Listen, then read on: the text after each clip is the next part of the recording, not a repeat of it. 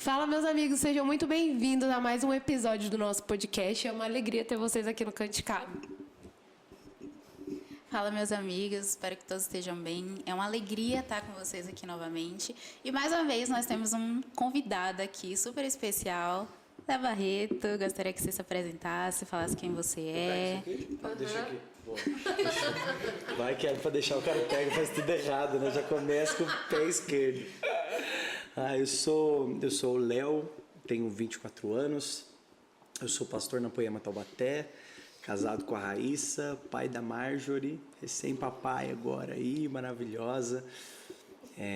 Minha nenenzinha, ela tá com 2 meses, então eu acho que esse é um pouquinho de quem eu sou lá em casa. E eu sou pastor na Poema, eu lidero hoje os adolescentes e os jovens no Influa e a galerinha da base. Eu também cuido de algumas coisas lá que precisa na igreja, eu sou caseiro da igreja, precisou de alguma coisa, chama eu. Mas a gente tá passando por dias incríveis lá na Poema Taubaté. Não me localizei por um instante. Esqueci que eu tô nessa metrópole Pindamonhangaba, né?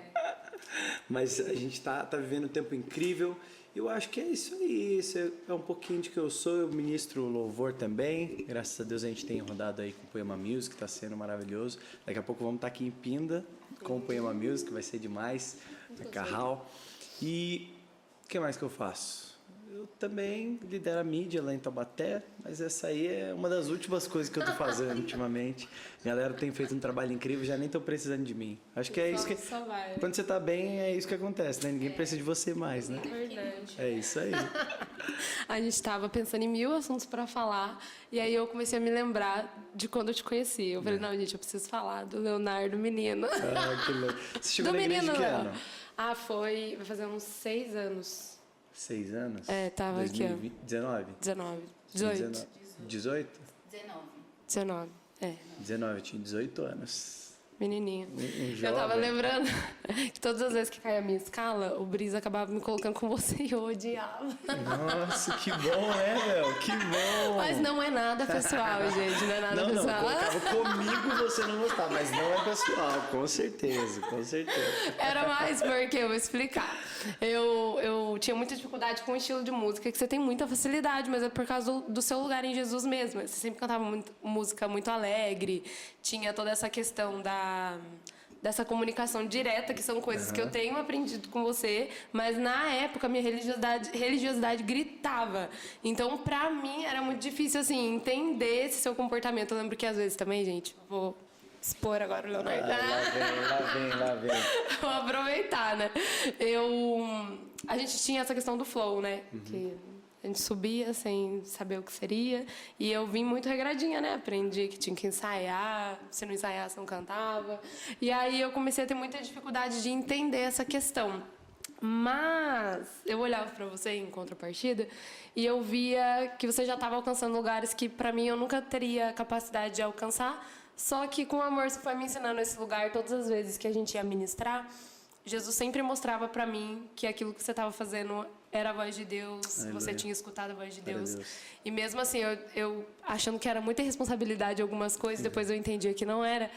Eu percebi Jesus me dando essa liberdade no Espírito Santo, que tem muito a ver também com essa estação de quando eu entrei no Influa, que Jesus foi quebrando essa religiosidade, essa questão mesmo da timidez, da insegurança. Tá tudo associado à verdade de Jesus dentro da gente mesmo, e eu sou muito grata por ter pegado desde o início, assim, ver essa maturidade, porque você amadureceu, assim, muito, muito, muito rápido. Glória a Deus. E a igreja testifica de todas essas coisas, né?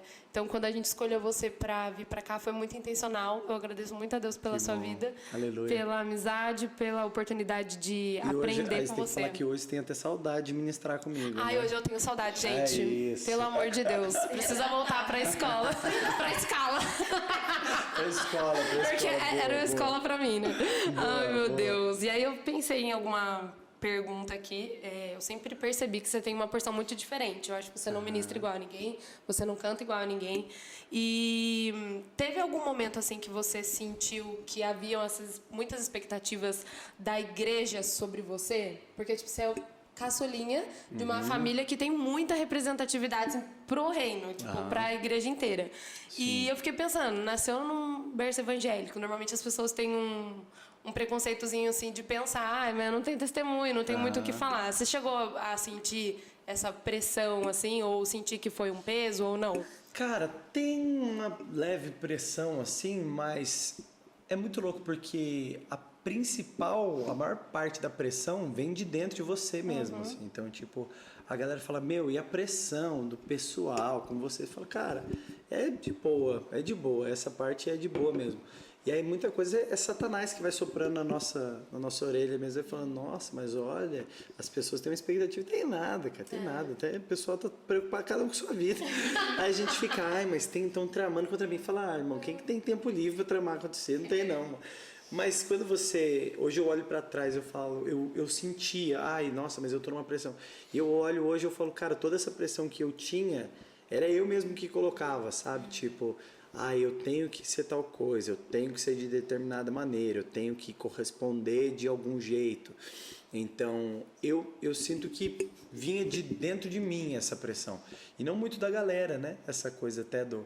Cara, você nasceu no berço evangélico, o berço mais famoso do mundo, né?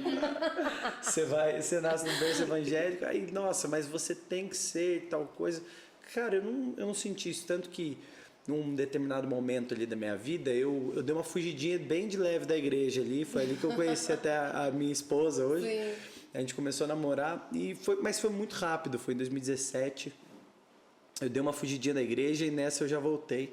E eu acho que a coisa que mais me constrangeu foi o como não tinha uma pressão em cima de mim. Sim. Tipo, cara, você é irmão do Leandro Barreto, como que você tá no mundo? Não, tipo, cara, eu fui um dia na balada, até essa semana eu tava falando, eu fui um dia na balada, aí eu cheguei na balada, você se sente o maior peixe fora d'água, assim, você fala, nossa, o que eu tô fazendo aqui?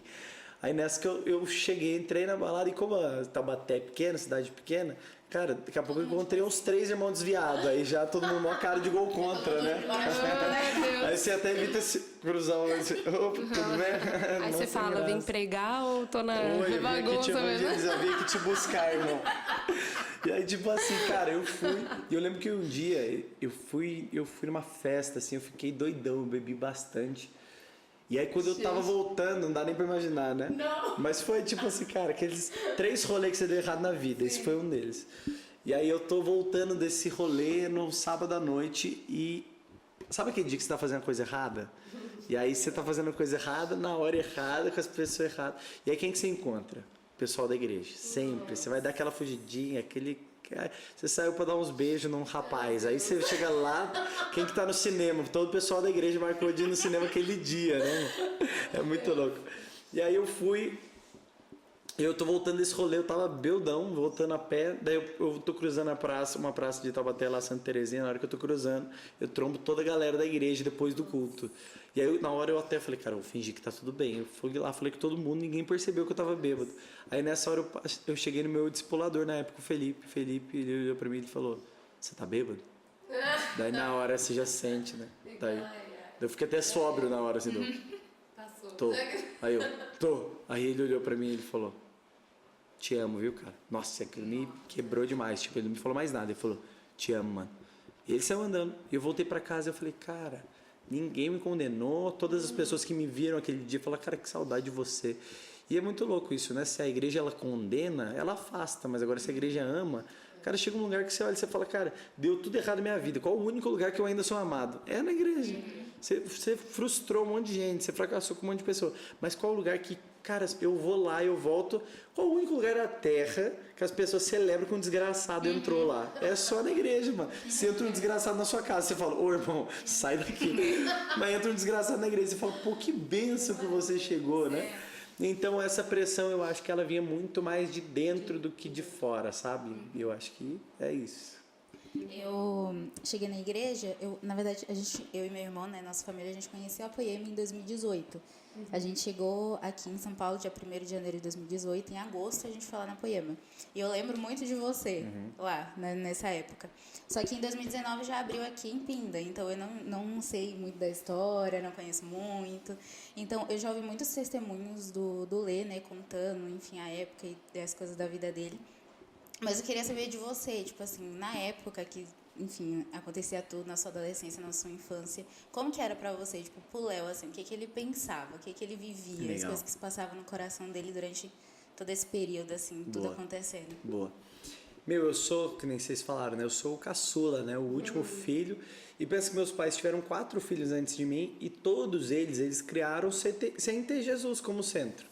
Então, assim, cara, você criou 4 filhos, você já tá aí. E eu nasci, meu pai já era velho, meu pai tinha 52 anos quando eu nasci. Meu pai é velho hoje, né? Naquela época ali, ele tava entrando na velhice ali. Ele tinha 52 anos e então eu tinha pais velhos, então eu não tinha muito essa parada de ser amigo do pai, sabe? Tipo, sei lá, eu vejo o Leandro e a Lilian, o Leandro tem 45, a Lilian tem 27, 28, tipo, cara, eles são amigos, cara, tipo, você vê que interage. Cara, um mundo completamente diferente, assim, do meu pai pro meu. E imagina que meus pais criaram 4 filhos sem ter Jesus, e agora no 5º tem Jesus.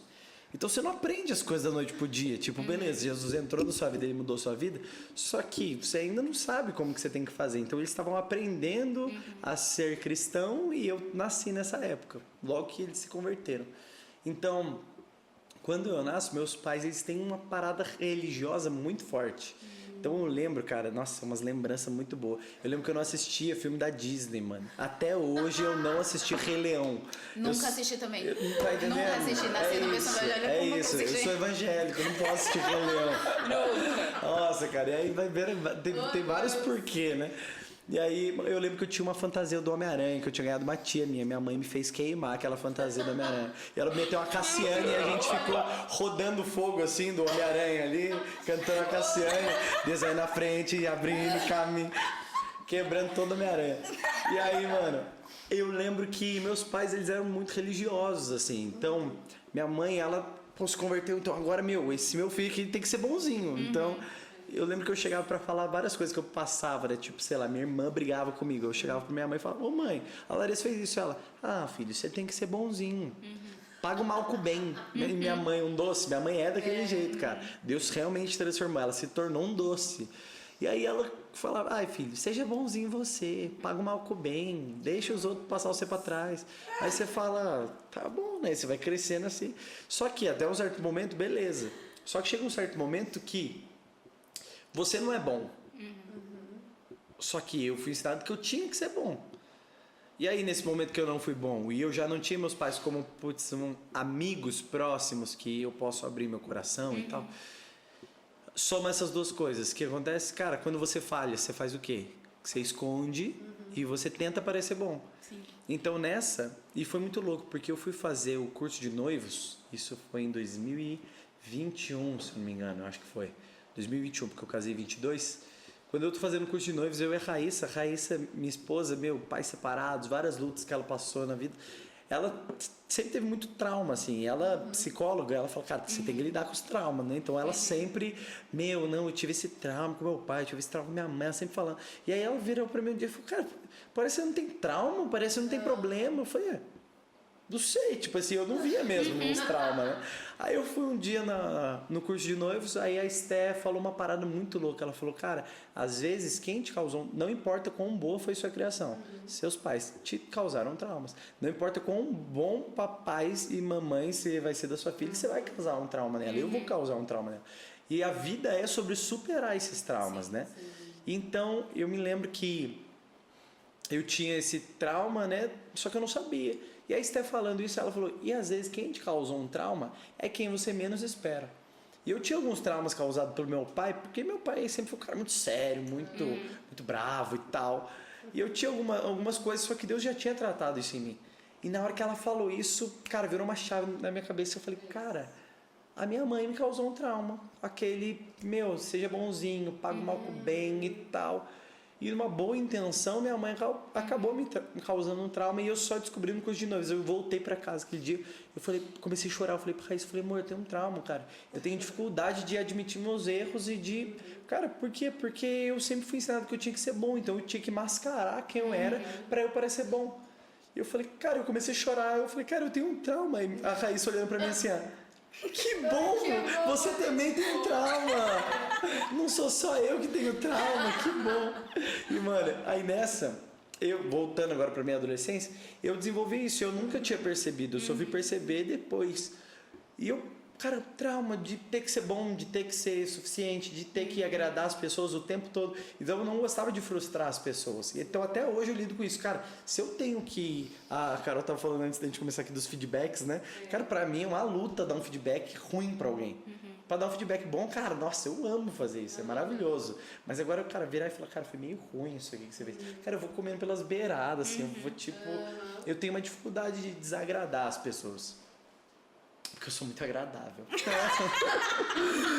Eu tenho dificuldade de desagradar as pessoas, cara. E isso, eu via isso na minha adolescência como? Cara, na escola, tinha dia que eu não era bom.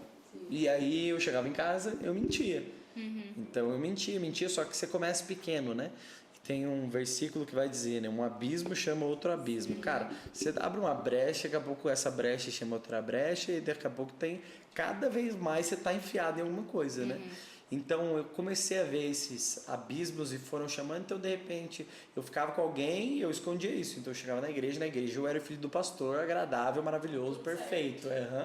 E lá na escola eu fiquei com uma garota. E aí, cara, só que chegou um momento, e isso foi em 2017. Nossa, perdão, deixa eu colocar meu celular no modo avião aqui, senão não vai parar. Boa. Não, pastor, não para nunca. Cara, a gente... Eu então, na minha adolescência, comecei a desenvolver esses dois eus aí, né? E aí, chegou um momento em 2017 que eu contei que eu dei uma fugidinha na igreja, que eu olhei e falei, cara, na boa, eu não aguento mais fazer isso aqui. Não aguento mais ser tipo... E eu realmente vivi uma coisa poderosa com Jesus. No domingo ali, era maravilhoso. Eu falava, não, cara, vai ser diferente. Na segunda-feira eu vou falar de Jesus na escola. Aí chegando na segunda-feira eu voltava a ser o outro eu que eu tinha desenvolvido. Só que o que eu não sabia é que eu tinha que romper com isso. Só que em um momento eu falei, cara, não dá mais pra ser duas pessoas. Eu acho que eu vou dar um rolezinho aí, vou ver qualquer do mundo. E foi muito rápido, eu acho que eu fiquei 3 meses assim, desviado, assim, mano. Foi o máximo que deu pra ficar. Em 3 meses eu já esculhambei a vida. Já comecei a namorar a Raíssa em 1 mês, a gente terminou, já deu tudo errado.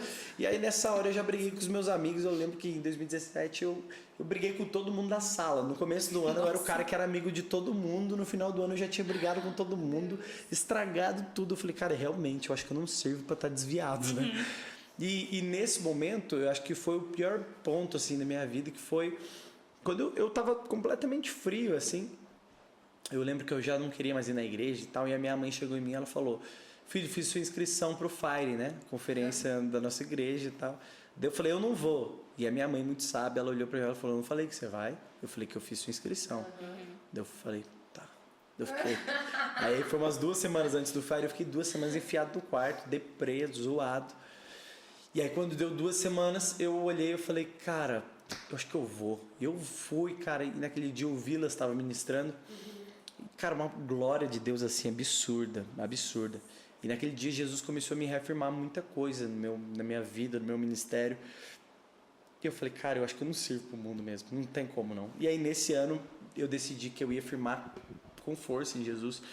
E aí depois disso, 2018, Deus já foi fazendo muita coisa na minha vida. Eu comecei a liderar a GC ali, tinha 17 anos, cara, molecão de tudo. Só que Deus fazia, cara. Eu tinha um GC de uma célula, assim, né? Uma reunião na casa do meu pai. E aquela reunião, cara, ela ia crescendo toda semana. Era 30 adolescentes, jovens, malucos, cada um doido. O Isaac foi um dos doidos que apareceu por lá. E aí vai aparecendo uma galera assim, e você fala, mano, que doido. Aí a gente multiplicou, deu tipo, sei lá, 2 meses que eu tava com o GC, já multiplicou, levantei um cara pra ali. Na semana seguinte tinha 30 pessoas de novo. Eu falei, cara, tá errado, não era pra ser isso aqui, mano. Aí meu pai chegava em casa, né, o GC rolava no salão, ele chegava em mim, me chamava de canto e falava, tem que multiplicar isso aqui. Eu falava, pai, eu sei, mas ele falou, os caras estão sentados na minha cadeira de barbeiro, cara, de cortar cabelo, meu trabalho, os caras estão aqui. Eu falava, pai, eu sei, eu multipliquei semana passada, mas parece que Deus estava fazendo uma coisa assim. E é muito doido que daí foi, cara, multiplicava e nunca ficava com pouca gente. E o GC, o ideal ali, essa reunião, era para ela ter 8 pessoas. E eu não conseguia fazer porque, cara, a galera era muito evangelista. E a verdade é que eu não era assim evangelista, eu só cuidava de quem ia chegando. Mas eu evangelizei um cara. um amigo meu na época da escola, eu olhei pra ele e falei, o Ale, hoje ele trabalha lá na igreja e tudo. Cara, o Ale, a gente ia pras festas, ficava meio doido junto. Aí até um dia que ele cuidou de mim, cara, eu fiquei doidão de tudo, ele cuidou de mim, dei PT numa festa, foi feio. E aí logo depois disso eu tenho o meu encontro verdadeiro com Jesus ali em 2017. E 2018 eu olho pra ele e falo, Ale, vamos pra igreja, mano? Ele, cara, eu vou. E aí eu ia rolar o Influa Camp, né, na época. E aí eu falei, cara, vai rolar o Influa Camp, vamos comigo. Nossa, pra você ter ideia, né, você vai falando, você vai lembrando, né. O dia que lançou o nome do Influa, antes disso já rolava o ministério há muito tempo com outros nomes e tal. O dia que lançou o nome do ministério do Influa, eu tava passando na frente da igreja com uma garrafa de bebida na mão, junto com o Ale, tudo zoado. E aí em 2018, mano, Jesus já tinha mudado minha vida, tava vivendo um momento incrível com Jesus. Eu falei, pô, Ale, vamos no retiro?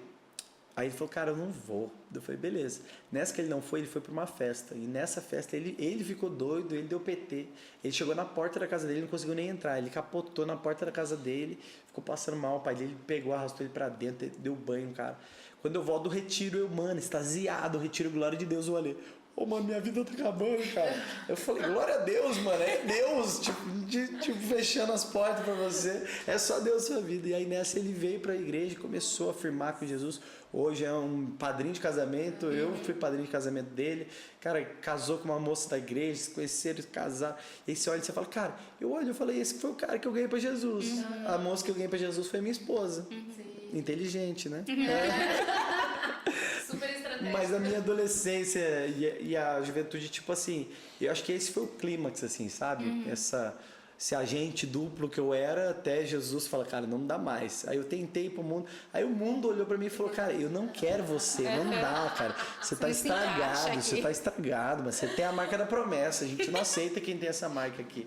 E não adianta, né? Se qualquer um de nós aqui tentar sair e fingir que você nunca viveu tudo que você viveu, não tem como, não tem condição. Você nunca vai voltar a ser feliz no mundo do jeito que você era. Então você fala, cara, se você já não vai ser feliz 100%, fica com Jesus e seja 100% aqui, né?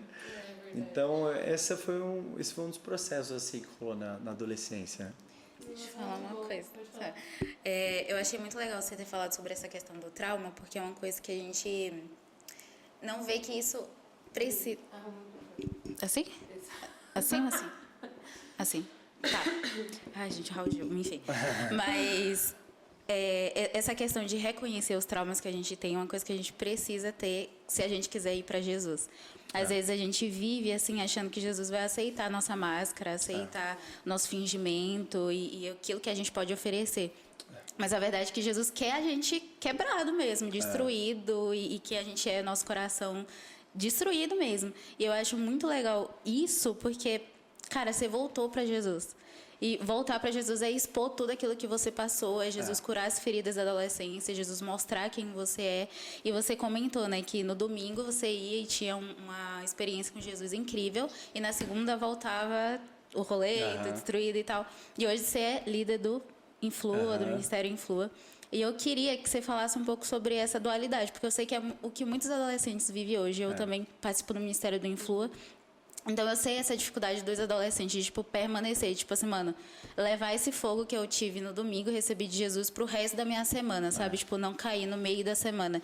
Então, tipo assim, o que você tem pra falar em relação a isso, tipo, pros adolescentes, assim? Tipo, eu vivi isso, eu sei, eu passei por isso e é isso que eu vivi e fui transformado. Cara, eu acho que sempre que Jesus chega em algum lugar, você vê algumas coisas presentes, né?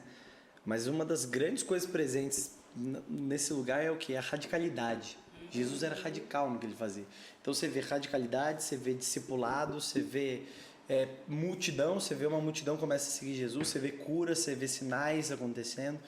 Mas a radicalidade eu acho que é o ponto que mais os adolescentes podiam olhar e falar, mano, eu tenho que ser radical, cara, eu tenho que me mover de uma maneira radical com Deus, eu preciso ser radical com isso, né? Porque, cara, o evangelho, como que eu não vou viver de uma maneira radical, sendo que Jesus, ele morreu por causa de mim? Então, como que eu vou pregar o evangelho para um adolescente, para um jovem? Vou falar para ele, cara, é só você ser crente, é só você ir num culto. Cara, você só ser crente, você só ir num culto, obrigado. Você só ser crente, você só ir no culto, isso não muda a sua vida. É louco, né? Talvez a gente tenha até que pensar, tipo assim, o suficiente para mim é ser salvo. Mas se a gente vai ler a Bíblia vai dizer, é melhor você ser frio ou você ser quente. Porque o morno vai ser vomitado. E eu não sei para vocês, mas o vomitado para mim não me parece uma coisa muito boa.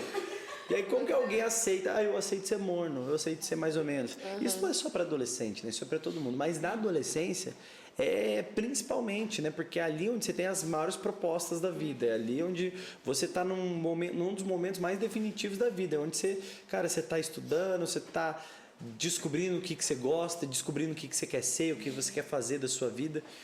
Eu lembro que eu estava conversando com uns amigos esses dias atrás. Eu falei, cara, quem de vocês virou o que queria ser quando era criança?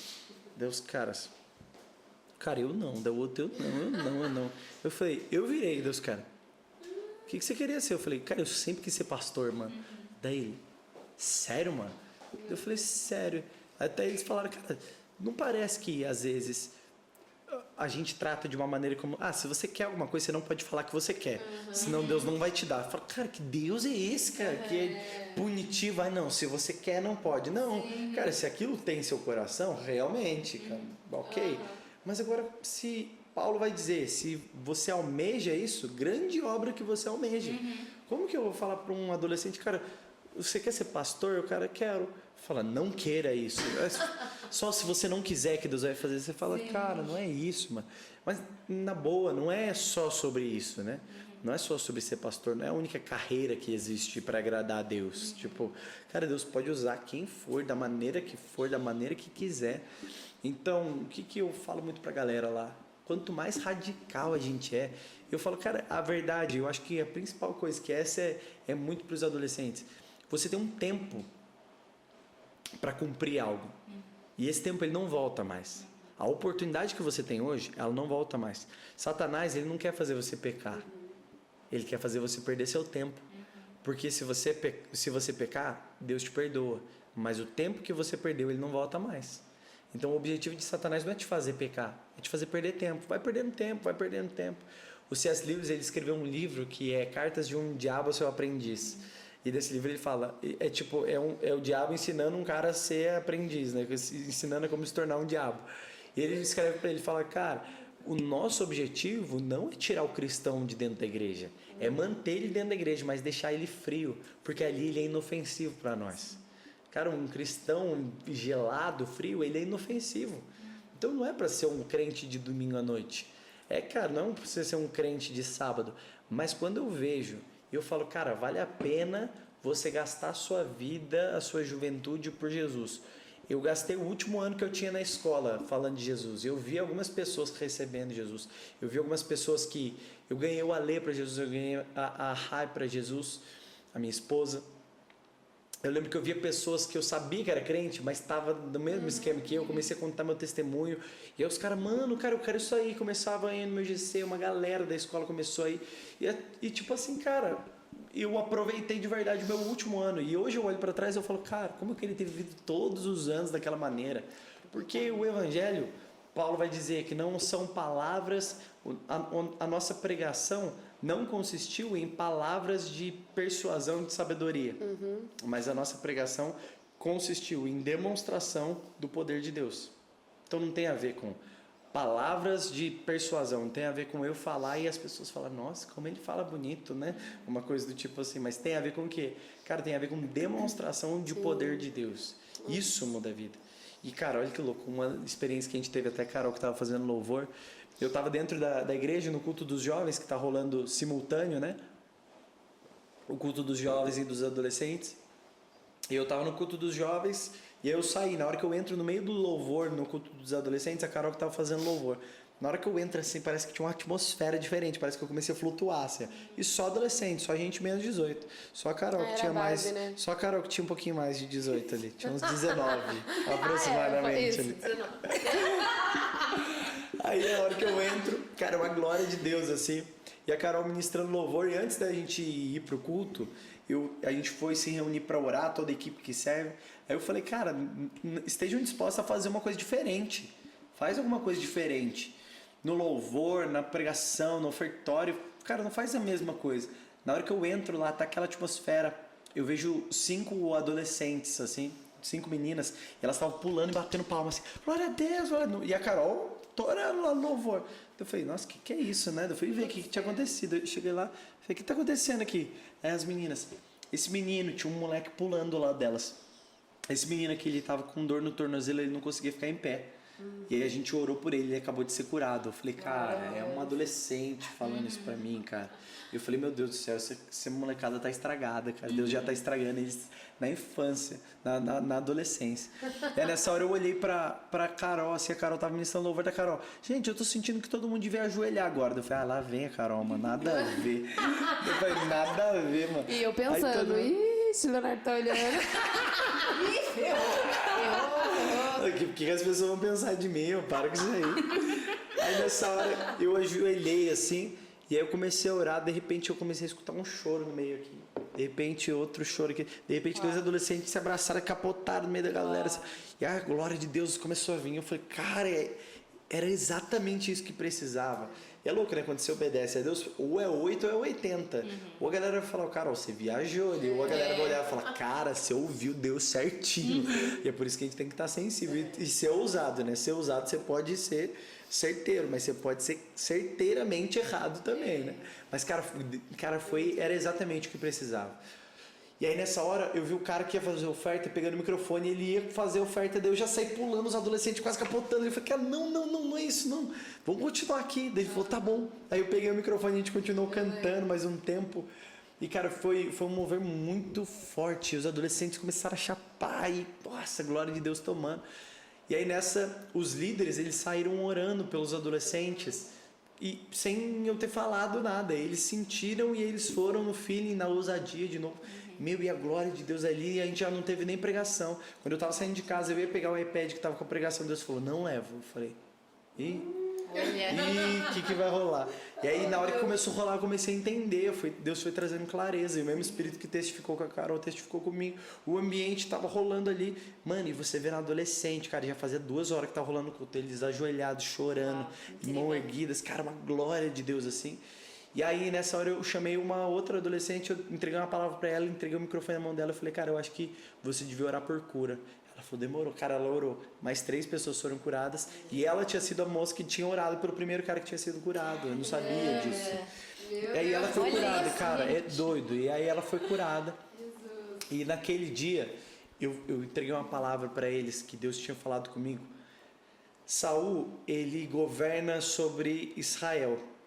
E quando ele governa, a Arca da Aliança já tinha sido levada, a presença de Deus já tinha sido levada de Israel.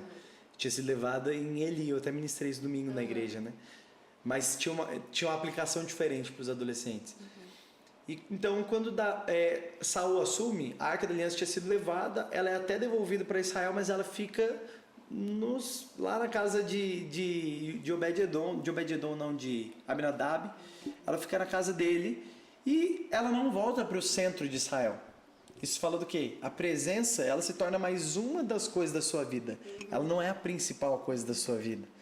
Então, se a presença é mais uma das coisas que eu tenho, se numa igreja a presença é mais uma das coisas que a igreja tem para oferecer, você fala, cara, não é isso, cara, não pode ser isso, cara. Como assim? A gente tem painel de LED, a gente tem luz, a gente tem isso, a gente tem aquilo. Você fala, cara, não é. Cara, todas essas coisas são detalhes. A principal coisa que a gente tem é a presença de Deus. Mas Saul governa durante 42 anos e ele nunca vai buscar a Arca da Aliança e trazer ela de volta. Mas logo que Davi assume, Deus levanta um homem que é segundo o coração dele. E esse homem que é segundo o coração dele, ele fala, uma das primeiras coisas que ele faz como rei, vamos trazer de volta a presença de Deus para o centro de Israel. Vamos trazer de volta a Arca da Aliança. E ele vai buscar.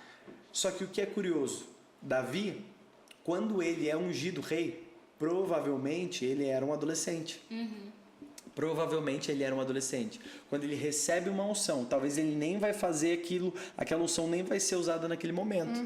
E existe um tempo de preparo, né? Jesus é preparado durante 30 anos para servir por 3.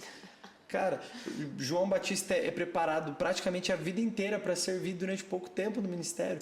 Então o preparo é muito maior do que a ação. Então tem gente que está meio ansiosa para fazer, mas calma. Você tem a vida inteira pela frente para servir Jesus. Deixa ele te preparar e na hora que estiver pronto, ele vai te empurrar para sair. E aí nessa Davi assume, ele vai lá buscar a presença. Mas Saul governou durante 42 anos. E Davi, quando ele assume, ele tinha 30. Então, se Saul governou durante 42 anos sem ter a presença de Deus e Davi quando assume tinha 30, Davi nunca tinha visto a presença no centro de Israel. Ele nunca tinha visto a Arca da Aliança presente no centro de Israel. Ela sempre era uma coisa secundária. Mas ele escutava Jessé falando de quando a Arca da Aliança ela estava no primeiro lugar em Israel. Quando a presença aí ficou... você é louco. Cara, ele escutava as histórias dos pais dele, de quando eles viam a presença de Deus sendo a coisa mais importante. E então, eu sinto que nesses dias, Deus está levantando uma geração que vai ser como Davi, que vai trazer de volta a presença de Deus para o lugar, uma coisa que eles nem viram. E aí entram os sinais. Eu comecei a profetizar nesse dia, eu falei, cara, eu sinto que Deus está restaurando um mover dentro do nosso meio, de ver cura, de ver um mover acontecendo, de ver demônios se manifestando, pessoas sendo libertas, de ver os sinais acontecendo, palavras proféticas acontecendo.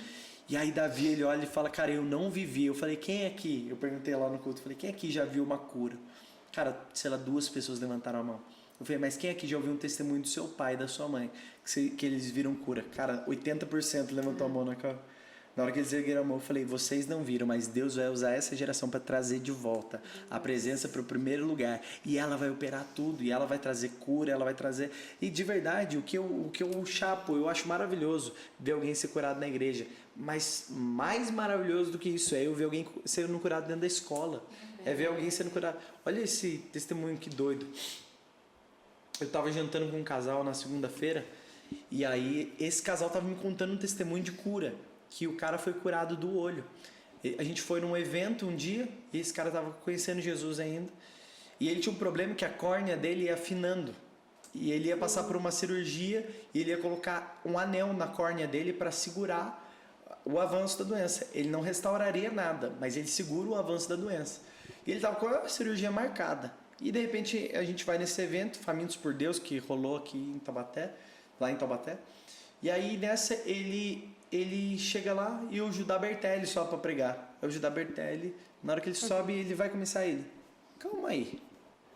Deus está me falando uma coisa aqui. E ele está me falando que ele está dando uma córnea nova para alguém aqui, ó. Nessa hora o cara cai de cara no chão. Quando ele levanta, ele fala, cara, eu não sentia mais nada de variação no meu olho. E eu fui no médico, o médico que já tinha a cirurgia marcada. Quando eu chego no médico, o médico olha pra mim e fala, cara, eu não sei te explicar como. Eu só sei que a sua córnea ela não parou de evoluir apenas, mas ela retrocedeu, ela voltou a estaca zero. É como se você tivesse ganhado uma córnea nova. Ah, meu Deus do céu. E aí nessa hora que esse cara tá me contando esse testemunho, eu botei meu celular no modo avião, que nem eu coloquei aqui. E a gente tava lá, tal... Continuou no jantar. Quando termina, tinha várias mensagens de um amigo meu, o Sanches, dono de uma loja de carro lá em Taubaté. E aí ele me mandou mensagem, Léo, tem uma amiga minha, uma médica, que ela foi no culto. E cara, ela tá com um descolamento na retina. Um descolamento na retina, o olho dela tá... Ora por ela. E ele tinha me mandado isso 7 horas da noite, só que fui ver, era 10 horas da noite. Só que ele mandou, mano, ora por ela, ora por ela. Veio desesperado, assim, porque ela tava indo pro médico naquele exato momento. Sim. Aí deu 10 horas da noite, eu tinha acabado de ouvir o testemunho da córnea. Eu falei, ô Sanches, eu já tava possesso de fé, né? Eu falei, eu vou orar, vai restaurar. Eu falei, ô Sanches, e aí, mano, como é que tá? Ele, mano, escuta isso. Ele falou, eu orei por ela. Ela mandando um áudio. Ela falando, Gabriel, eu cheguei no médico para eu fazer o exame. Eu sou médica, eu sei o que estava acontecendo no meu olho. Eu estava tendo um descolamento da retina. Você orou. Quando eu cheguei no médico, o médico olhou, ele avaliou, ele fez todos os exames. Ele olhou e falou, cara, você não tá com descolamento da retina. Daí ela falou, eu fui curada. E aí nessa hora eu falei pro Sanches, eu falei, cara, você tá querendo que Deus use pastor, mas Deus tá querendo usar dono de loja de carro, Deus tá querendo usar empreendedor, Deus tá querendo usar médico, Deus tá querendo usar todo tipo de gente, cara. E a coisa mais doida é que a menina que orou por cura lá naquele dia, a Gigi, ela é médica. Nossa, Deus. Então, para ela, é muito doido. Ela está estudando para poder tratar pessoas através da medicina e as pessoas serem curadas. E Deus está mostrando, através do poder dele, que ele mesmo pode curar pessoas. Senhor. Então, é maravilhoso, cara. Mas eu saí completamente do foco, mas é isso aí. É isso aí. Eu acho que é isso aí. A gente tem que estragar esses adolescentes aí, meu. Você estava falando, assim, a gente estava falando muito sobre adolescente, mas essa questão, assim, de não perder tempo, eu vejo uma graça de Deus, assim, sobre a nossa casa, nessa responsabilidade de comunicar em todas as áreas, né? Eu estava até conversando com ela, que eu falei sobre a Store, que eu acho muito maravilhosa a maneira que a gente trata o se vestir, o falar, o zelo em cantar canções que só são a palavra. E isso é uma coisa que frutifica muito, porque, por exemplo, você conseguiu ficar 3 meses fora. E de verdade, quando a gente acessa esse lugar da presença de Deus, não tem como abandonar, não tem outro lugar. Como. Jesus é muito precioso e não tem nada assim capaz de tomar o lugar dele. Lógico, a gente sabe, se a gente não vigiar, a Bíblia fala, o espírito está pronto, mas a carne é fraca, então a gente precisa continuar buscando. Mas esse zelo na propagação do evangelho, em fazer todas as coisas, não perder tempo em anunciar o evangelho, é uma coisa que antigamente era muito julgado, né? Essa comunicação. Mas você, a gente estava conversando aqui agora, você é um comunicador assim, nato. Eu acho que você é a pessoa que eu mais conheço que tem facilidade em comunicar assim com a igreja. Eu estava prestando atenção que Jesus, ele tem uma maneira muito especial de confrontar a gente no corpo, em todas as áreas. Você falou que sobre o menino que pegava e foi pedir oração para você e daqui a pouco ele orou e Jesus fez a mesma coisa e não precisou da sua oração. Tem essa questão da comunicação, de não nos tornarmos assim crentes dentro da igreja e não fora, mas realmente viver o evangelho a ponto de não ter como fugir dele. Esse ponto que eu estava querendo trazer, essa questão de não trazer o evangelho. A comunicação que a gente tem hoje é uma comunicação que atrai as pessoas para esse lugar e não afasta, que volta lá para o ponto inicial que a gente falou. Eu vejo isso como uma maravilha e eu vejo que você tem muita facilidade. Você acha que demorou para a igreja perceber assim, esse lugar? Ou literalmente essas estratégias são o que torna a mensagem e esse meio assim algo tão maravilhoso da gente viver? Porque a gente experimenta, não é mais assim, eu conheci Jesus porque falaram, não, eu estou vivendo as minhas experiências agora. Eu ando de uma maneira, eu me visto de uma maneira diferente, eu falo, eu canto diferente. Não é simplesmente tipo assim, porque existe um padrão e existe pessoas fazendo por mim. É literalmente um sacerdócio, aquilo que eu vivo no quartinho, as sementes que eu recebi sendo plantadas. Você acha que é fruto dessas estratégias de comunicação da nossa casa? Eu acho que não. Eu acho que não é fruto da estratégia de comunicação, até porque, sinceramente, vive, né? eu nem tenho estratégia de comunicação. Você olha e você fala, cara, Jesus mudou minha vida, né? É muito legal isso, porque as pessoas falam, nossa, como que vocês chegaram a ter 17 igrejas? Aí é engraçado o Leandro respondendo isso. O Leandro fala, cara, a gente não queria ter nem a primeira, tipo, não era, vamos fazer, a gente fez metas. Não, cara, não é. A gente só foi fazendo o que Jesus queria da gente naquele momento. Essa é uma coisa muito doida, né? Às vezes a gente fica sabendo onde Deus vai levar a gente já começa a forçar esse lugar, né? Tipo, Deus fala pra você, eu vou te levar pra Espanha. E você já quer ir, você já quer fazer, você já quer tal. Cara, eu quero ir pra Irlanda. Aí você já vai, você já quer fazer. Aí eu vou pros Estados Unidos. Aí, cara, Deus tem um ministério. Tem gente que fala, né? Deus falou que eu vou gravar um CD. Aí você fala, cara, nem tem mais CD, mano. Agora é Spotify, entendeu? Você olha e você fala, cara, as pessoas... é doido de pensar, né? Se Abraão tivesse ouvido a palavra de Deus e não escutado o que Deus atualizou, ele tinha matado o que não era para matar. Então, assim, cara, você tem que escutar Deus, mas você não tem que ouvir Deus lá no passado, você tem que ouvir Deus constantemente. Sim. Então é o maná, é o pão de cada dia. Todo dia eu tenho que sair lá, eu pego um pãozinho, eu volto e tal. Esse é o meu alimento do dia. Então não é uma estratégia, uma coisa... Eu acho que é graça de Deus. O principal é graça de Deus, é misericórdia de Deus. Tipo, eu olho hoje, por exemplo, você vê pessoas, e aí entra no ponto que você está falando, né? Você vê que o impacto é de formar um povo que fala a mesma coisa. Então a pessoa de Deus da igreja não é o pastor. Não, o pastor não sei, os pastores são. Mas a pessoa de Deus da igreja é a professora que está ali. É o cara que faz Uber e cada pessoa que entra no carro dele, ele já estabelece o reino, estabelece Jesus. E em tudo que você faz, você é excelente. Cara, esses dias atrás eu levei meu carro para lavar num lugar lá em Taubaté.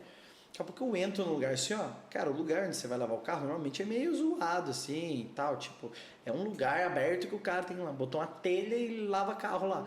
Mas daqui a pouco eu entrei num lugar, mas lindo lugar assim. E tipo, não era um lugar caro, tipo, você paga 500 pau pra lavar o carro. Não, era um lugar barato, mas você via que eles eram excelentes assim. Você vê que, cara, não deixaram a parede toda rebuscada, tudo zoado. Não, mano, era uma parede pintadinha de preto. Daqui a pouco você via um detalhezinho amarelo, daqui a pouco você via tudo limpo, todo mundo uniformizado, uma música rolando. Eu olhei e falei, nossa, cara, sério, sem brincadeira, eu senti a presença de Deus quando eu entrei ali. Na hora que eu entrei, eu falei, cara, que lugar excelente. Daí na hora que eu vou pagar, a moça olha pra mim e ela, pastor. Aí eu, tá explicado. E cara, de verdade, crente, você vê nos antigos, o crente normalmente era o estereótipo, né? O Rafa que falava, é feio, pobre e mora longe, né? No crente normalmente é assim. E não, cara, pelo amor de Deus, né? Não falando da galera que é mais carente, nem nada do tipo, mas, cara, se você... Deus deu uma coisa pra você, você tem que ser fiel a isso. Eu tava vindo com o Junião aqui no carro, a gente tava falando disso. Cara, você tem que ser excelente, cara. Você, cara, a gente tava passando aqui, chegando aqui, e o Ale, ele faz vários trampos de arte e tal. Daí a gente passou num lugar, eu olhei e falei, caraca, que lugar bonito. Ele, mano, eu que fiz isso aí. Você fala, cara, olha que louco. Isso vai revelando a glória de Deus. E a glória de Deus não é só revelada com a voz linda da Carol, que a Carol pega e faz um louvor e você fala, cara, que maravilhoso. Mas é revelado em cada coisa excelente que a gente faz. Então, quando eu cheguei, eu senti a presença de Deus. Daqui a pouco ela olhou pra mim e falou, pastor? Eu falei, oi? Daí ela, eu sou lá da Poema. Eu falei, cara, que demais. Aí ela, o que é demais? Eu falei, que demais esse lugar maravilhoso ser de alguém que, cara, é de Jesus. E isso reflete a glória de Deus. Sim. Todas as coisas vão comunicando a glória de Deus. Eu olhei para eles e disse, pastor, ora aqui. Eu falei, cara, deixa eu orar. Eu já comecei a chorar. Aí eles começaram a chorar. Eu falei, Deus, eu tô sentindo que a sua glória, ela entra aqui na terra através desse estabelecimento, desse lugar. Então, um lugar de lavar carro. Simples, não era, não sei o que lá, lavagem gourmet, né? Tipo, tudo tem gourmetizado agora. Tudo. Cara, mas esse lugar revelava a glória de Deus pela excelência. Então, o que você falou, né? O jeito que a gente se veste, o jeito que a gente fala, mas não é uma estratégia, é graça de Deus. Talvez seja uma estratégia de Deus, mas Deus apenas revelou pra gente, porque não é uma estratégia nossa, isso é fato, né? Porque a gente vê muita gente com essa dúvida, nossa, será que eles planejam tudo, Aí eu falo, gente, se você soubesse, não tem sabe de fugir. nada. É tipo, exalar o perfume de Cristo em todas as coisas, né? Cara, se eu olho pra Cristo, e Cristo... Eu gosto muito de uma música do F-Hop que fala que ele é o mais excelente, né? Mais excelente. Cara, quando você olha, você fala, cara, Cristo, Jesus, ele é excelente em tudo. Quando eu vejo isso, como que meu nome tá no Serasa? Tipo assim, eu vejo a glória de Deus, eu não fico só chapado, mas eu olho e falo, cara, como que tá tudo zoado na minha vida? Como que eu não tô governando? Tipo, cara, se aconteceu, tá tudo bem, cara. Já chegou lá a notificação do Serasa no meu aplicativo lá. Seu nome tá no Serasa. Meu Deus, eu tinha esquecido de pagar uma conta. Você fala, corre. Então, tipo assim, você passar por dificuldade, você passar por aperto, qualquer coisa, tudo bem. Mas agora, se eu olho para Cristo, eu vejo excelência, como é que eu não vou ser excelente? Se eu sou funcionário de uma empresa, como é que eu não vou ser o melhor funcionário que a minha empresa tem? Cara, imagina o testemunho das pessoas. Eu olho e falo, esse cara é crente. Todo mundo já ouviu, né? Uma tia nossa que fala, tal pessoa lá é crente, se diz crente. Você fala, cara, que droga, mano. Tem umas horas que você olha uns crentes fazendo umas coisas e você fala, cara, eu não sou crente, não é possível. Eu não sou crente, cara. Vocês são crente não, né? Você fala, cara, eu não sou crente. Se isso é ser crente, eu não sou. Eu sou cristão, eu sigo Jesus. Isso é que eu sou. Porque de verdade, a gente vai olhando às vezes para a igreja brasileira e é tanto the king, the power, não sei o que lá, você olha e você fala, cara, não é isso aí, mano. A gente não é isso daí. Então, não tem essa coisa de um rótulo e tal, mas é graça de Deus. É graça de Deus sempre. É acessar esse lugar mesmo, né? Eu acho que foi o Brisa uma vez que estava tava falando sobre essa questão da... Falo alto, mas não tanto, né? Sobre essa questão de ouvir a voz de Deus e não fugir da voz de Deus, da presença de Deus. Ele falou assim, às vezes a gente escuta um sim do Senhor e acha que é agora, e não é agora. Aí ele falou isso me marcou muito, eu guardei pra minha vida. E eu comecei a tentar perseguir Jesus, o quê? Eu preciso te obedecer, eu não quero fugir disso. E guardei muito isso no meu coração mesmo. E eu acho muito precioso ver todos esses frutos, assim, abrangendo todas as áreas, assim, até essa questão da Radinha. Eu olho para ela e eu falo, Jesus, eu descobri uma maneira diferente de amar, uma entrega maior, uma resistência maior, e são coisas que eu não seria capaz de fazer, é tudo Deus. A gente não tem capacidade. É tudo graça. E chega nessa porção, assim, de você observar a sua fragilidade, que você não tem para onde fugir, é só o Senhor, é só Ele sustentando.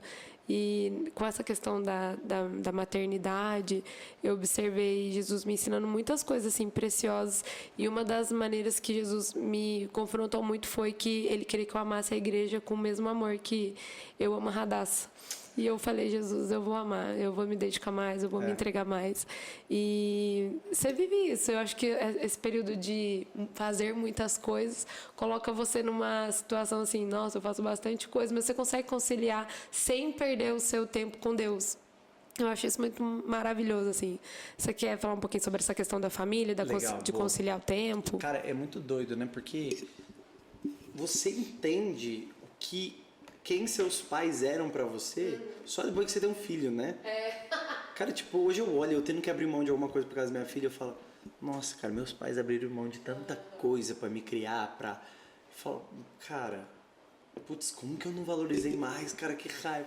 E é muito doido, né? Parece que na infância seus pais são seus heróis. Sim. Aí na adolescência você fala, nossa, meus pais são tão ridículos. Aí na sua juventude você fala, meu pai... Ele não sabe das coisas, ele não entende. Tipo, cara, eles têm uma visão arcaica. E aí depois que você se torna pai, você olha e você fala, meu Deus, como eu era idiota, cara. Meu Deus do céu. Hoje eu olho para meus pais e eu falo, nossa, cara, como eles são maravilhosos. Eles estão lá nos Estados Unidos agora, eu tô com uma saudade deles, absurda. E aí eu fico olhando pra minha filha e eu falo, cara, você vai me achar mó tosco, mano. Tipo, hoje eu lidero lá os adolescentes, os jovens, a galera me acha legal, mas minha filha vai me achar tão nada a ver, velho. E é um ciclo natural da vida, né? Isso é muito doido. Mas até eu tava conversando disso com a minha esposa, eu falei, amor, pra nossa filha se tornar a obra da nossa vida, e principalmente pra mãe, é muito fácil. É muito fácil, tipo assim, você coloca ela num pedestal e acabou, esqueça tudo, esquece todo o resto agora, é só ela. Só que esse amor, ele é maravilhoso. Eu olhei pra Raíssa um dia e, cara, a mulher depois que ela tem o neném, ela fica numa bad ali, né, tipo, como que é o nome dessa fase mesmo? É o Baby Blues? Não, é a fase... Puerpério, isso aí. Puerpério. Cara, a mulher fica uma coisa inentendível. Um dia ela chora, outro dia ela ri, no outro dia ela chora, ri, e no outro dia... Cara, tipo, é loucura. Mas é muito doido. E logo que passou, assim, tipo, uns primeiros 30 dias, eu sentei com a Rai e ela não tava nem indo na igreja, né, por causa da neném. E aí você fica num tempo de ficar guardadinho e tal. E aí eu sentei com ela e falei, cara, a fé vem pelo ouvir e ouvir a palavra de Deus. Você não tem ouvido a palavra de Deus. Porque beleza, você já não está indo no culto, mas você precisa se aproximar de pessoas que são voz na sua vida. Ela falou, mas eu não posso estar presencial. Eu falei, cara, faz uma ligação, faz alguma coisa. Mas você precisa ouvir a palavra de Deus. E é louco, porque não vem pelo ler, vem pelo ouvir. Você precisa de outra pessoa para estimular a sua fé. Você precisa de ouvir a palavra de Deus e falar, cara, isso tá avivando uma coisa dentro de mim. Cara, todo mundo já teve uma experiência dessa. Você tá lá, daqui a pouco você escuta alguma coisa e você fala, nossa, cara. Você escuta um testemunho que nem esse que eu acabei de contar da cura, que você fala, cara, eu quero orar pra alguém. Tem alguém cego aí, deixa eu orar pra você. Você sai possesso de fé, cara. Aumenta a nossa fé. E eu falei, cara, você não tá ouvindo a palavra, você precisa estar ouvindo. E eu falei, para inverter as coisas aqui, você colocar a Marjorie na minha frente, é fácil. Na frente da casa, é fácil. Na frente do trabalho, é fácil. E na frente de Jesus, é fácil também. Só que, você colocar na minha frente, tá errado, mas tá tudo bem. Você colocar na frente de outra coisa, Cara, é dever mesmo, ela vem na frente disso. Mas agora, se você colocar na frente de Jesus, vai tudo dar errado. Daí ela, cara, pode crer. E tipo assim, eu também fui leve porque ela tá nesse período, né? Só porque ela tá nesse período que tá assim. Mas ao mesmo tempo eu não podia deixar de falar. Eu olhando pra ela, eu falei, amor, a gente precisa amar a Marjorie, gastar a vida pra ela. Mas na boa, quando tudo isso aqui acabar, depois que ela casar, é tchau pra ela e eu ser filha. Não tem esse negócio aí não, minha filha, todo mundo fala, você vai ver no mundo, você vê muito esse testemunho. Não, depois que teve filho, acabou o casamento. E cara, isso pode acontecer. Só que o principal que não pode estar desalinhado é eu estar olhando para Jesus. É o que a gente estava falando agora. Se eu olho para Jesus, como que eu não vou querer ser excelente no meu trabalho? Se eu olho para Cristo, eu não... Cara, em Jesus tá todas as coisas. Tá tudo que é suficiente tá em Jesus. Tudo que é maravilhoso, tudo que é... Cara, ele tá em Cristo. E uma das coisas que mais muda a gente é olhar para Jesus e ser transformado. Porque eu falo pra galera, cara, o Evangelho ele não tá me tornando uma versão melhor de mim mesmo. Tipo, o Evangelho... Porque se ele tivesse me tornando uma versão melhor de mim mesmo, eu tava me tornando alguém melhor, mas eu não tô. Se tirar o Evangelho de mim, eu sou o mesmo desgraçado que eu sempre fui. Mas agora ele está me transformando à imagem e semelhança de Jesus. Ele está me transformando em outra pessoa. É muito maravilhoso poder falar disso. Porque se eu olho para Cristo, eu vejo a santidade que existe em Jesus. E cara, em Deus nós podemos falar de tantos aspectos maravilhosos. A gente pode falar, Deus é amor. Cara, Deus é bondoso, Deus é justo, Deus é inigualável. É maravilhoso essas verdades. Mas agora uma verdade que ela é única e exclusiva de Deus é que Ele é santo. A santidade de Deus, olhar para a santidade de Deus, só de falar disso é maravilhoso. Cara, só de eu olhar a santidade de Jesus, tem uma frase, eu não lembro se é Spurgeon que diz isso. Ele diz, cara, quando eu olho para mim, eu não vejo como me salvar. Mas quando eu olho para Cristo, eu não vejo como me perder. Cara, não tem como eu me perder, é tão maravilhoso, é tão santo, é tão justo, é tão verdadeiro, é tão puro. Cara, Jesus, ele é isso. E a santidade, o aspecto de Jesus que mais me impressiona é a santidade. Todos os outros são maravilhosos, mas a santidade porque é uma coisa exclusiva dele.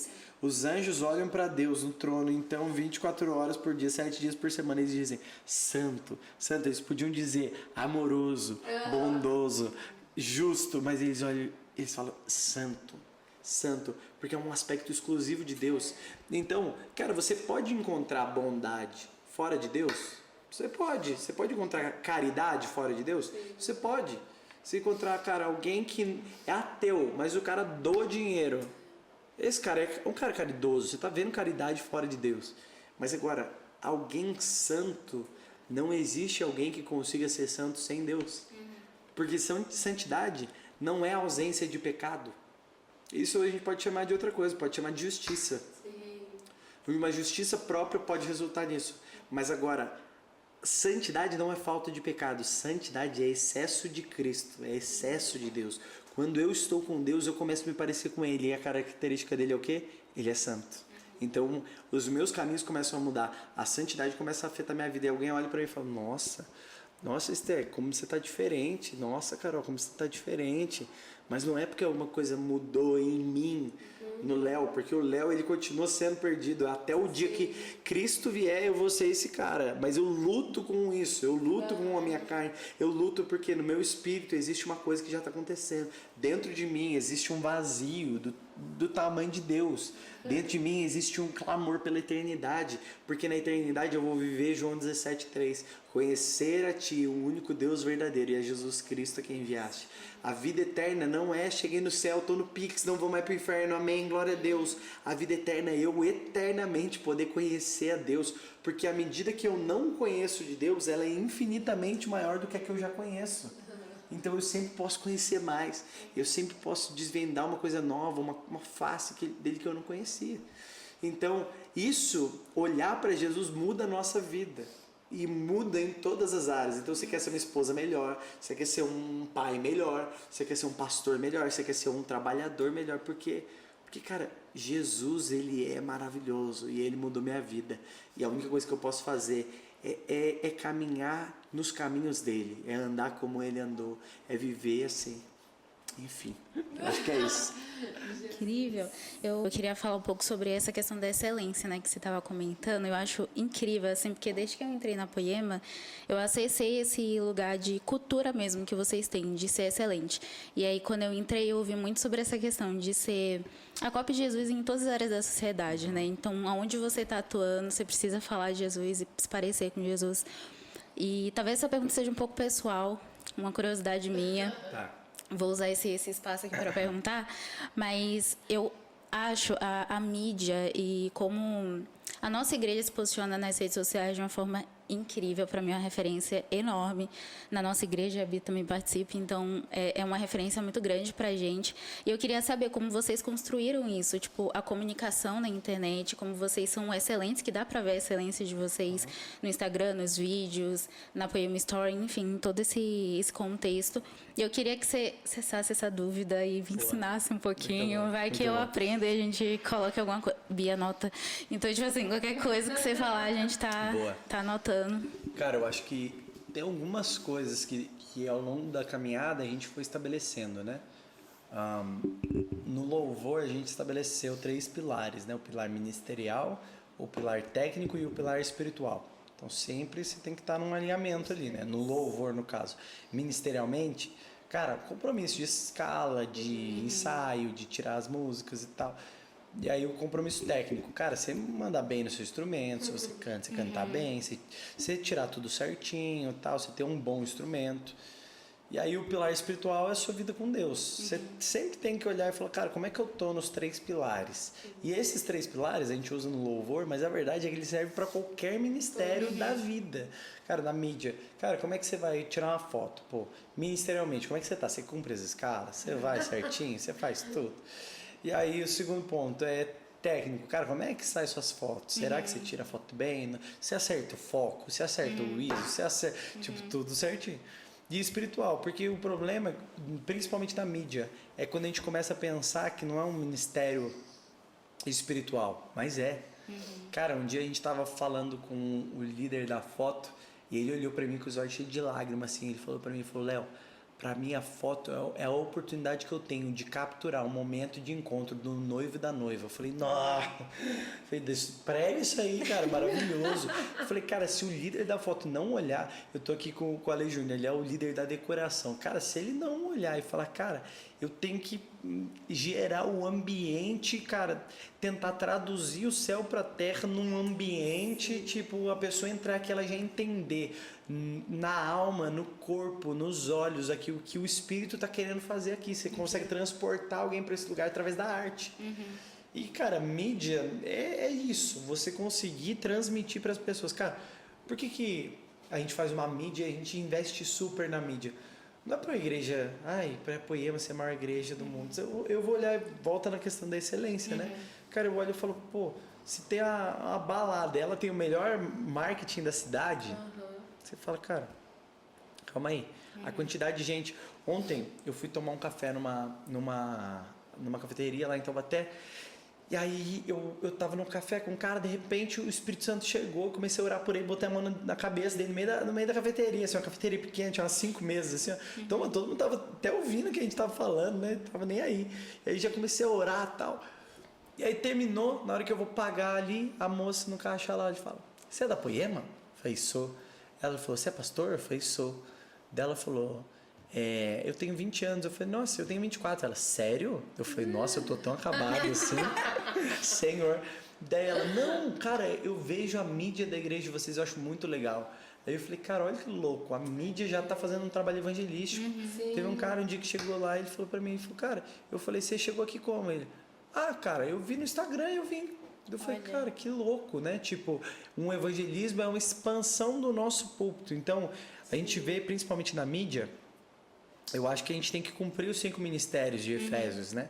Cara, você tem que pastorear pessoas. Então, da nossa mídia, a gente sempre está postando sobre GC. E a gente leva as pessoas para o GC. E aí, muita gente acha o GC através do Instagram. Cara, lead que chega semanalmente para GC é no Instagram. Chega lá, a galera, cara, eu queria isso que vocês chamam de GC. E a galera vai até lá. E aí a gente também quer evangelizar pessoas, e aí alcançar novas pessoas e tal. Mas a gente também quer fundamentar pessoas. Essa semana a gente subiu um devocional falando só sobre jejum, pessoas explicando e aí tirando dúvidas sobre jejum. Nisso você está fundamentando alguém, como um mestre faz. E aí nessa, cara, um despertar profético, cara, você vai entrar, você coloca uma live lá do Worship Night, você fala, cara, eu tava em casa no sábado, eu acho, no sábado. E eu tava tentando escrever a pregação que eu ia fazer à noite, e aí a neném chorando, e aí eu tentando escrever a neném chorando, e a Raíssa não tava em casa. Aí eu saí de lá com raiva, né? Eu peguei a neném, eu falei... Shh. Aí dessa eu coloquei uma música na televisão, no YouTube, e aí começou, eu já posso ver tua beleza. Cara, daqui a pouco a glória de Deus chegou na sala da minha casa, assim, porque eu tava chorando com Jesus, tendo um ambiente de Deus falando comigo, eu com a minha neném no colo, um ambiente super comum. Mas, cara, a glória de Deus invadiu minha casa, graças a uma bendita mídia que, cara, captou aquele momento e fez. Então, eu sinto que a mídia ela tem que ser excelente porque isso revela Cristo, isso evangeliza pessoas, isso pastoreia pessoas, isso fundamenta pessoas, isso desperta pessoas para viver algo. E, além de tudo isso, né? A mídia, quando a gente vai trazer para uma parte mais técnica, sempre que a gente vai fundamentar a galera, a gente traz uma coisa que o Gu Strumiello, quando ele liderava, ele já trouxe. Nós temos que ser, em tudo, a gente gera processos, e processos, quando eles são seguidos, então, por exemplo, vamos à foto.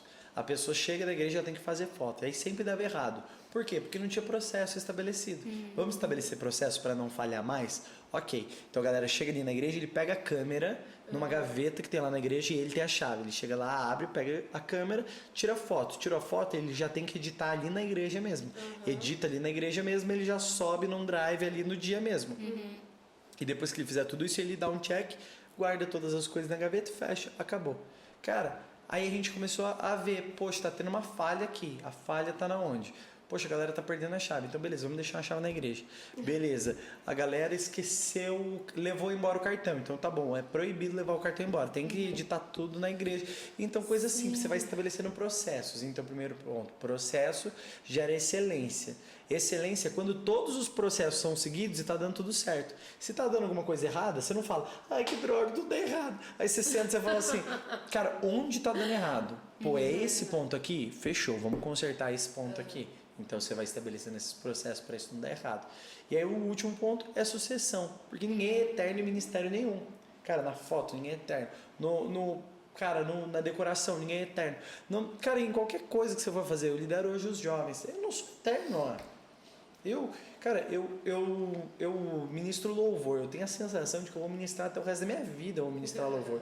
Mas esse presente momento é o momento onde Deus me pediu para eu não estar ministrando. Então eu falei, cara, por agora eu não vou estar fazendo, mas eu tenho que saber entender o tempo, mas para eu poder parar, eu tenho que ter uma associação, eu tenho que ter pessoas fazendo.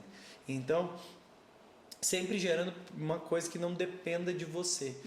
Então, agora pontos mais práticos assim, né? Eu sou meio inquieto, né? Eu sou meio criativo, meio vamos fazer e tal. Eu sou meio entusiasta, eu falo que eu vou fazer 10 de 10, eu faço 3 coisas, entendeu? E aí, das 3 coisas eu já ensino 2 pessoas a fazer, eu continuo fazendo só uma, o resto da galera vai continuando. Então, eu sempre chego com umas ideias pra galera, mano, vamos fazer tal coisa. Um dia eu cheguei pro Ale, que tá aqui comigo, e falei pra ele, mano, vamos fazer um ministério de decoração. Eu nunca fiz nada, ele sempre fez tudo. Mas ele chegou junto, eu só tive a ideia, vamos fazer pra gente ter em todo culto. Hoje, todo culto que a gente vai fazer tem uma ambientação, tem uma coisa e tal. Você olha e você fala, cara, que legal. Então, você precisa de pessoas pra fazer isso. Só que, uma das primeiras coisas que eu cheguei, eu falei, cara, a gente tem que ter postagem todo dia, pra pessoa abrir o Instagram e além de ter lá a postagem da pessoa que segue segue o Showcase, segue o Esporte Interativo, segue o TNT Esportes. Assim como todo dia chega a postagem, você abre o Instagram, tem umas contas que você segue, você abre o Instagram, você já está esperando ver alguma coisa daquele lugar. Eu falei, cara, eu quero que a pessoa abra o Instagram e já esteja esperando ver a postagem da Poema, porque todo dia vai ter. E aí todo dia você vai estar presente. E aí não para forçar a pessoa a ir pro celular, pelo contrário. Cara, a gente postou essa semana lá no Instagram do Poema Music um devocional sobre as canções que a gente escreveu no álbum Obra-Prima. Então, tipo assim, a pessoa já sai de lá, vai pro app da Bíblia tal, ela já lê, já fundamenta fundamenta ela. Então não é sobre só produzir um conteúdo por produzir um conteúdo. Mas ao mesmo tempo você vai lá, você fala, cara, o que mais funciona na mídia? É ser engraçado. Então eu vou divulgar um culto de casais, eu não vou escrever culto de casais, uma narração dessa, culto de casais, umas coisas assim.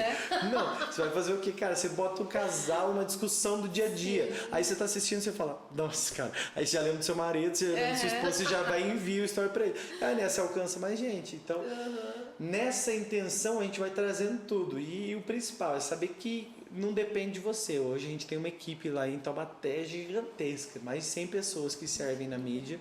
E aí você tem uma equipe de umas 12 pessoas que são contratadas, já tem mais umas 5 pessoas que são voluntárias. Os caras falam, cara, eu só quero estar aqui, mano. Deixa eu ficar aqui. E aí tá lá na igreja servindo como voluntário. Então é maravilhoso. Eu sou suspeito pra falar. Eu, como sou meio entusiasta, eu gosto meio de tudo, né? Gosto da mídia, gosto do louvor. Aí sabe como é que eu faço tudo isso? Tudo mal feito. É assim. Muito bom. Incrível. Uma última perguntinha pra gente finalizar. Eu queria que você contasse um pouquinho do que Jesus tem te ensinado nesse último período, nessa última estação que você está vivendo. Legal. Cara, eu acho que tem um pouquinho de tudo isso daí que a gente falou aqui. Hoje não tem como você vir aqui e não falar de algo que você está queimando recente, né? Algo que está fresco em você. Mas essa coisa da presença de Deus é a principal coisa que Deus tem falado comigo. A gente tem passado por um período em Taubaté onde a gente não está com um pastor sênior, né? Tem vários pastores e, cara, isso é muito doido, porque ele levanta todo mundo para um lugar de, cara, estamos aqui, estamos posicionados. E não que Deus não queira o sênior, mas hoje ele não está querendo. Hoje ele falou que é outra coisa que a gente precisa fazer. Então a gente está vivendo esses dias. Eu estou vivendo, talvez, eu acho que o período mais difícil da minha vida, porque eu já não durmo de noite por causa da neném. Brincadeira, de noite eu tô dormindo, hoje a gente ajustou a Rai, fica acordada de madrugada porque ela vai lá e mama. Sim. Aí eu acordo 6 horas da manhã, eu fico das 6 da manhã em diante com a neném lá, é maravilhoso. A gente fica fazendo tummy time, ela fica lá, pescoço levantadinho, maravilhosa. Então, eu acho que eu tô sendo muito desafiado na constância, em conseguir dar conta de tudo, em conseguir ter o seu sacerdócio nesse tempo, conseguir ser pai, em conseguir ser pastor, em conseguir liderar o trabalho e mesas e discipulado. Só que tudo isso, cara, se a gente não tá priorizando a presença de Deus, tudo isso aí vai ruir. Davi, esse cara que ele tem uma brilhante ideia, eu vou fazer uma casa para Deus. Deus não pediu, Davi quis. Ele quis, ele falou, cara, eu quero a presença de Deus aqui comigo. E Davi, ele fala uma coisa muito maravilhosa. Ele olha um dia e ele fala, uma coisa eu peço ao Senhor e eu a buscarei, que eu possa habitar em sua casa todos os dias da minha vida, para poder contemplar a beleza. Cara, isso é tudo. Se eu contemplo a beleza de Jesus, naturalmente um dia ele fala para mim, cara, você não está sendo um bom marido. Naturalmente ele usa o corpo dele para falar, ô Leozão, cara, você precisa alinhar a sua vida financeira. No outro dia ele fala, cara, você precisa se vestir melhor, você precisa falar melhor, cara, você precisa se preparar mais, você precisa fazer isso, você precisa fazer aquilo. Então, mas no primeiro lugar, a gente prioriza a presença de Deus. E Davi, que traz de volta, né, a gente falou sobre trazer de volta o mover, ele que traz de volta a presença, traz de volta o mover e começa a viver para Cristo, tudo isso que é maravilhoso, tudo isso que é incrível. Não é agora sobre um lugar, mas é sobre o que nós nos tornamos, né? A Arca da Aliança, a presença de Deus, ficava lá dentro do templo. Mas então, um belo dia, Jesus morre na cruz e o véu que separava, ele é rasgado de alto a baixo. E é doido porque não é de baixo ao alto, porque não é uma coisa que nós fizemos que chega até Deus, é uma coisa que Deus fez que chega até nós. Cristo, Jesus, ele deixa o Pai, ele deixa a glória, ele deixa tudo que ele tinha, toda a majestade, ele deixa, se torna homem, se faz servo, e ele vem aqui, e não é um caminho que nós fazemos até Deus, né? O caminho do tabernáculo era o átrio, o santo lugar e o santíssimo lugar, o santo dos santos, o sacerdote, ele vinha fazendo esse caminho. Então ele chegava até onde ofereciam os sacrifícios, e então aqui o incenso subia, ele se conectava em adoração, então ele podia entrar no santíssimo lugar. Mas agora, quando a gente pega essa perspectiva de que o véu é rasgado de alto a baixo, não é um caminho que nós fizemos que chega até Deus. Não foram vocês que me escolheram, mas eu que vos escolhi. Não fomos nós que estamos, não somos nós nem que estamos buscando a Deus. Porque a Bíblia diz que Ele é quem procura os verdadeiros adoradores. Então, quando nós somos verdadeiros adoradores, nós não encontramos a Deus, nós somos encontrados por Ele. Sim. E aí você entra no seu quarto para ter seu Mateus 6,6, seu tempinho com Deus aí, você vai lá para ver Deus? Não. A Bíblia diz, entra no seu quarto, fecha a porta e busca o seu pai em secreto. E o pai que vem em secreto. Quem vem em secreto? O pai. Não sou eu que vejo. Eu não entro lá para ver a Deus, eu entro lá para ser visto por Ele. Então acontece aquilo que acontece com Davi. Olha em mim, vê se há em mim algum caminho mau e me guia pelo caminho reto. Então, quando você tem isso alinhado na sua vida, a presença de Deus, e no dia a dia, né, como eu falei, um dia eu tava com a minha filha no colo, de repente a glória de Deus decidiu entrar. Cara, a gente tá aqui fazendo um podcast, de repente a presença de Deus que começou a entrar, a gente já começou a lacrimejar aqui. Já. Nossa, que glória, que maravilhoso, já arrepia tudo. Na hora que Jesus quer chegar, ele chega sem ser convidado, ele chega de qualquer maneira, mas ele chega, na hora que ele quiser chegar, ele chega, não importa onde for. Então, eu acho que o que eu tenho lembrado esses últimos dias, Deus tem me falado, cara, honra a presença, tenha zelo pela presença, que o zelo pela casa, o zelo pela presença do Senhor te consuma. E então acontece o quê? Davi fez uma casa para a presença de Deus, para que Deus morasse lá. Mas agora não tem mais essa casa. Se você for lá dentro da Poema Pinda, nesse exato momento, tá vazio, não tem nada.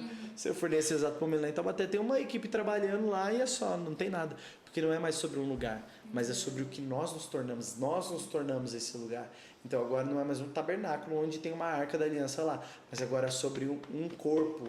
E agora o meu coração é o altar onde tem essa presença de Deus. Então ela está aqui e é só a gente acessar a qualquer momento. Acho que é isso. Amigo, muito obrigada por você ter topado estar aqui. A gente sabia que ia ser especial, né? Eu falei, nossa, eu queria fazer 500 mil perguntas. Mas foi muito bom. Eu acredito que as pessoas vão conseguir sentir essa presença de Jesus aqui. Glória a Deus. E é isso, eu tô muito feliz, tô muito animada. Eu já te chamarei pro próximo de novo, com mais perguntas. Coisa boa. Mas que Jesus realmente continue frutificando através de você. Amém. Obrigado mesmo. A gente recebeu muito de Jesus aqui. Glória a Deus. Quer falar uma coisa? Não. Valeu. Obrigado por me chamarem. Maravilhoso. É isso, gente. Muito obrigado por vocês assistirem. E bem-vindo e obrigado por assistir mais um episódio do Canto de Cá.